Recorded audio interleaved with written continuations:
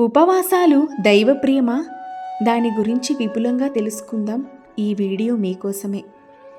శరీరమాధ్యం కలు ధర్మసాధనం అనేది ధర్మశృతి.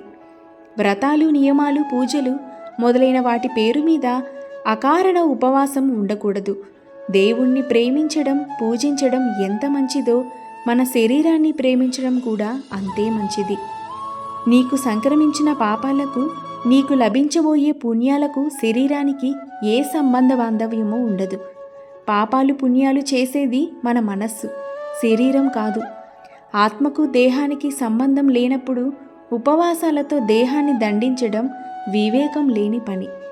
చిత్తం చెప్పుల మీద, భక్తి దేవుని మీద అన్నట్లుగానే దేహం దేవుని దగ్గర, మనసు ఆకలి దగ్గర ఉంటే ఫలితమేమిటి?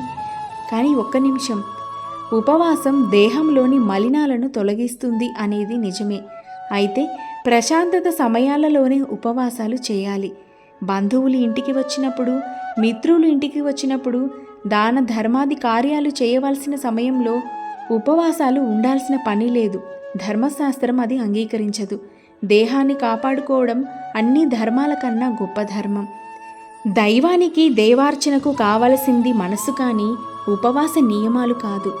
చాలామంది నేను దేవుణ్ణి పూజించకుండా పచ్చి గంగ కూడా ముట్టుకోను అని బడాయి కబుర్లు చెబుతుంటారు. అలా చెప్పడం వారి అజ్ఞానమే కానీ భక్తి మాత్రం కాదు. దేవుని సరిగా అర్థం చేసుకున్న భక్తులే లేరు.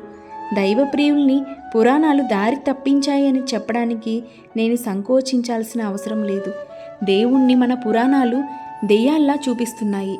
భగవాన్ వ్యాస మహర్షి పేరున పురాణాలలో ఉన్నవి లేనివి ఇరికించి పరమ పవిత్రమైన దేవునికి దెయ్యపు గుణాలు అంటగట్టారు. దేవుడు ఆగ్రహిస్తాడని, అపకారం చేస్తాడని, ఆపదలు కలిగిస్తాడని చెప్పడం దేవునికి చేసే అపకారమే. దేవుడు మన తండ్రి, క్షమించడమే ఆయనకున్న గుణం. దుర్మార్గుణ్ణి కూడా దగ్గరకు తీసుకుని ప్రేమించడమే ఆయనకు అలవాటు. దయచేసి వంట చేసుకోవాల్సిన నిప్పుతో వళ్ళు కాల్చుకోకండి. సత్యనారాయణ స్వామి కథలు నమ్మండి. సత్యనారాయణ్ణి పూజించండి. అంతా శుభమే జరుగుతుంది.